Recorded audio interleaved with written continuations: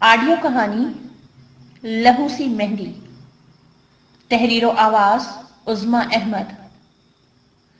سوچوں کے گہرے سمندروں میں کھوئی میں ساحل کی ریت پر جانے کیا اڑی ترچھی لائنیں کھینچ رہی تھی۔ سوچوں کے تانے بانے بنتا ذہن مسلسل مصروف تھا۔ سمندر کی اٹھتی لہریں میری بنائی لائنوں کو مٹا جاتی اور میں پھر نئے سرے سے ان کو بنانے میں مصروف ہو جاتی۔ لہروں کے شور میں بھی میرے اندر کا شور اس قدر تیز تھا کہ چہرہ سرخ ہوا جاتا تھا۔ سوچوں کی شدت سے چٹانوں سے ٹکراتی لہریں جیسے چیخ چلا رہی ہوں اور میرے اندر میرے ارمان تمنائیں شور برپا کیے ہوئے تھے اور دماغ سے ٹکرا ٹکرا کر پاش پاش ہو جاتے۔ ساحل کی گلی نمی ہوا جب ہونٹوں کو چھو جاتی تو نمکین سا احساس ہوتا۔ سمندر کی گہرائیوں جیسے دکھ اندر سمیٹ رکھے تھے میں نے، اور اب یہ دکھ آنکھوں سے برسات کی صورت برس رہے تھے اور یہ آنسو سمندر کے نمکین پانیوں میں گھل رہے تھے۔ سوچوں کے تانے بانے بنتا ذہن مسلسل مصروف تھا اور مجھے پیچھے، بہت ہی پیچھے لیے جا رہا تھا اور میں بھی بہتی جا رہی تھی، مگر اچانک تیز اٹھتی لہر جیسے سوچوں کا تسلسل توڑ دیتی اور میری زندگی پھر کہیں ڈولتی نظر آتی۔ بچپن کی حدود پار کر کے جب میں نے جوانی میں قدم رکھا تو بہت سی نظریں خود کے وجود پر محسوس کی۔ تیکھے نکوش چہرے پر بلا کی معصومیت لیے میں ایک ہی نظر میں سب کو متاثر کر جاتی۔ میری دوستوں کا خیال تھا کہ میں بہت پیاری سی ہوں اور پھر میرا سر و قد ہونا مجھے دوسروں میں ممتاز کرتا۔ جیسی صورت تھی ویسی ہی سادگی، معصومیت جیسے پھوٹ پھوٹ کر بھری تھی۔ کسی کا دل دکھانا جیسے میرے لیے گناہ کبیرہ تھا اور حتی الامکان میری کوشش ہوتی کہ میری ذات سے، زبان سے کسی کو تکلیف نہ ہو۔ قدم قدم ڈرتی کہ میری کوئی بات میرے رب کو ناپسند نہ آ جائے، مگر نہ جانے کیوں دکھوں کی بارش میری ہی چھت پر برس گئی، خوب ٹوٹ کر برسی کہ میری ذات کا تنکا اس بارش کے لائے سیلاب میں بہہ گیا۔ میں خود کو بچانے کے لیے ہاتھ پاؤں مارتی رہی مگر نہ بچی، بکھر گئی، کرچی کرچی ہو گئی، اپنے ہی آنسوؤں میں بہہ گئی میری ہستی۔ کوئی بھی ایسا نہ تھا جو مجھے سمیٹ پاتا، میری بکھری ذات کو دوبارہ جوڑ دیتا۔ پھر تو جیسے عادت ہو گئی تھی سہنے کی، رونے کی، آہیں بھرنے کی۔ وقت چل کے لگاتا رہا اور میں اپنے جسم کی ٹوٹی عمارت کو لیے کھڑی رہی، جمی رہی، ان دکھوں کی آندھیوں کے سامنے تنی رہی اور دکھوں کے تیر میری ذات کو لہو لہان کرتے رہے، مگر صبر کے دامن کو کبھی خود سے الگ نہ ہونے دیا کہ اس ذات پر یقین تھا کہ اس رات کی صبح ہوگی۔ وقت چل کے لگاتا رہا اور میں اپنے جسم کی ٹوٹی عمارت کو لیے کھڑی رہی، تنی رہی ان دکھوں کی آندھیوں کے سامنے اور دکھوں کی تیر میری ذات کو لہو لہان کرتے رہے، مگر صبر کے دامن سے خود کو کبھی الگ نہ ہونے دیا۔ اس ذات پر اندھا یقین تھا کہ اس رات کی صبح ہوگی۔ میرے رشتے کی فکر سب سے زیادہ میرے والد صاحب کو تھی۔ جب بھی وہ ہم سب کو لے کر پنجاب آ گئے تھے، کراچی میں ان کے رشتے دار کچھ زیادہ نہ تھے مگر پنڈی میں بہت سے رشتے دار تھے۔ میں اداس تھی، کراچی کی ہوائیں یاد آتی تو آنکھیں برستی۔ بہت سی میری دوستیں بھی تھیں وہاں جو ادھر ہی رہ گئیں۔ ابھی ہمیں پنڈی شفٹ ہوئے کچھ ہی ایسا ہوا تھا کہ میرا رشتہ آیا جو کہ امی کے رشتے داروں میں سے تھا اور فوری قبول کر لیا۔ لڑکا مجھ جیسا لمبا قد کا تھا اور خوبصورت بھی۔ منگنی ہوئی اور جھٹ پٹ بیاہ ہو گیا۔ میں اپنی گڑیاں بابل کی دہلیز پر ہی چھوڑ آئی اور آنکھوں میں آنسوؤں کی برسات لیے اس نئے گھر میں آ گئی۔ کچھ یوں کہ جیسے دکھوں کی ابتدا ہونے کو تھی۔ سرخ آندھیاں کواڑوں سے ٹکراتی تھیں مگر ابھی اندر نہ داخل ہونے پائی تھیں۔ سہاگ کا جوڑا پہنے، پھولوں کی خوشبوؤں میں بسی، میں سیج پر چپ چاپ اس کے آنے کا انتظار کر رہی تھی، جو اجنبی ہو کر بھی اب اجنبی نہ رہا تھا بلکہ اپنا بن گیا تھا، بہت اپنا۔ گزرتا وقت جیسے کوئی نئی ہی کہانی سنا رہا تھا۔ رات کے ان لمحوں کو کہیں دور چھوڑتی ہوئی آگے بڑھ رہی تھی اور ذہن خدشات کے ہنڈولے میں تھا۔ فجر کی اذان نے گہری ہوتی رات کے سکوت کو توڑا اور صبح کا پیغام دیا۔ وہ نہ آیا۔ چند آنسو سہاگ کے جوڑے میں جذب ہو گئے اور پھر دروازے کی چرچراہٹ نے مجھے اپنی طرف متوجہ کیا۔ وہ گرتا پڑتا کمرے میں داخل ہوا، ساتھ ہی ایک ناگوار بو پھولوں کی اس خوشبو کو دفن کر گئی اور وہ دھت سے بیڈ پر گر گیا۔ شراب کے نشے نے اسے مزید کھڑا ہونے نہیں دیا اور جوتوں سمیت بستر پر نیم دراز ہو گیا۔ میں کانپتی خود کو سمیٹتی اٹھی اور اس بھاری بھرکم جوڑے کو اتار پھینکا اور سادہ سے کپڑے پہن کر وضو کرنے چل دی کہ فجر کی اذانیں نماز کو بلاتی تھیں۔ نیت باندھی اور آنسوؤں سے تر چہرہ لیے اس کی بارگاہ میں حاضری دی۔ نماز سے فراغت کے بعد دعا کو ہاتھ اٹھائے تو آنسوؤں کی جھڑی لگ گئی۔ وہ تمام بند ٹوٹ گئے جو رات بھر انتظار میں جمع تھے. منہ سے ایک لفظ نہ ادا ہو سکا، بس آنسو قطار در قطار میرے دامن کو بھگو رہے تھے، مگر ہونٹوں پہ چپ کی مہر تھی، جیسے وہ جانتا ہے میرا رب سب جانتا ہے. میں یہ سوچتی ہوئی اٹھی اور جائے نماز کو طے کر کے رکھ دیا. اس شخص سے جڑی ہر برائی پرت در پرت کھلتی چلی گئی اور میرے دل میں مزید صبر کے لیے دعا کی صدا بلند ہوئی. پھر یہ ہوا کہ وہ مجھے شراب کے نشے میں مارنے بھی لگا. میرا زخمی وجود سہتا رہا اور اکثر جلے سگریٹ میرے بدن پہ بجھایا کرتا، پھر زور زور سے ہنسا کرتا جیسے کوئی مار کا سر انجام دیا ہو. انہی تکلیفوں کو سہتے سہتے قدرت نے مجھے ایک بیٹی سے نوازا.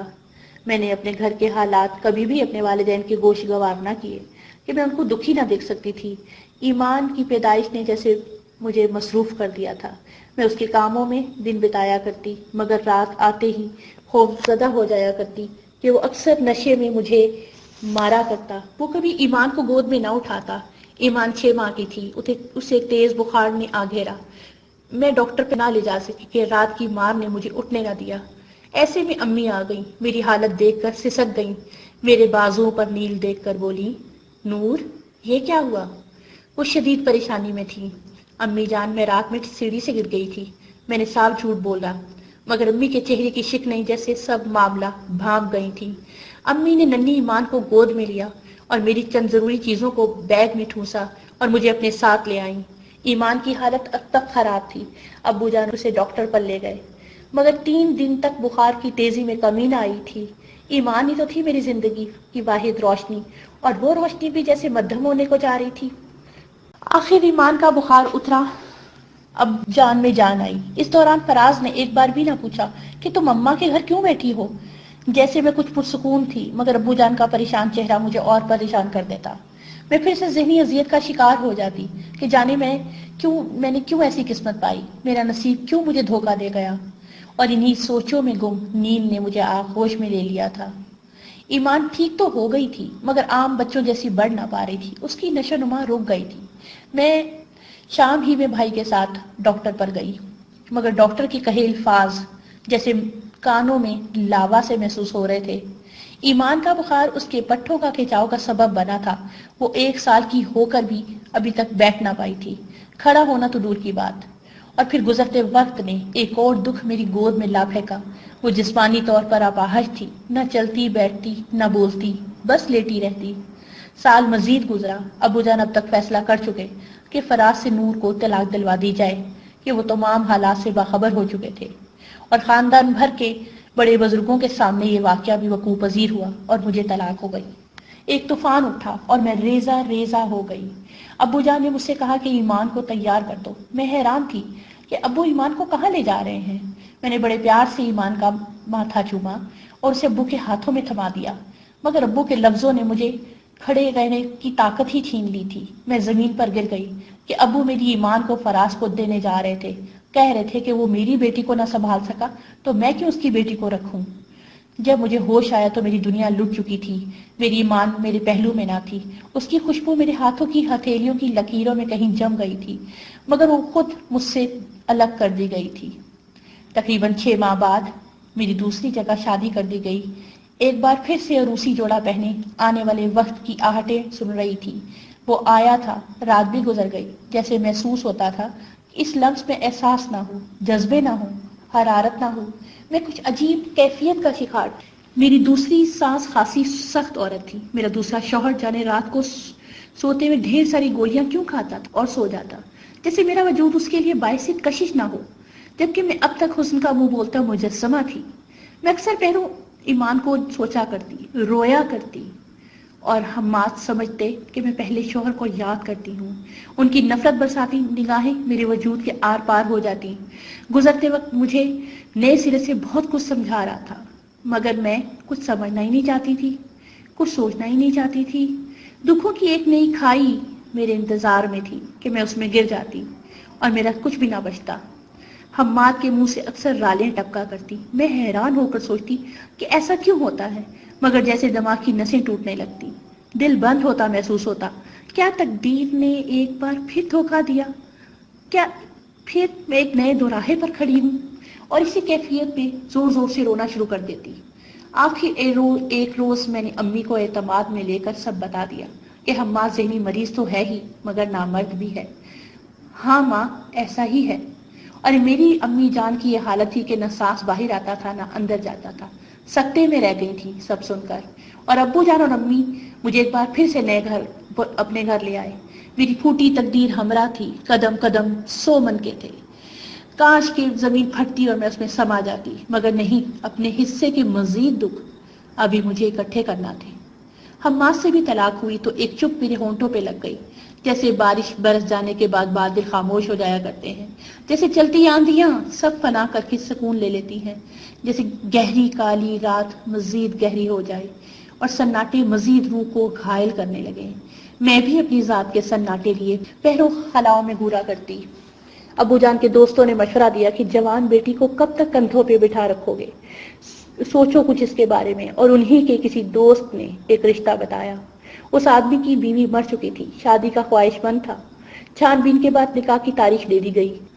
مجھ سے کسی نے پوچھا تک نہیں کہ نور تو کیا چاہتی ہے، تیری میت کو پھر کندھوں سے اتار دینا چاہتے ہیں ہم۔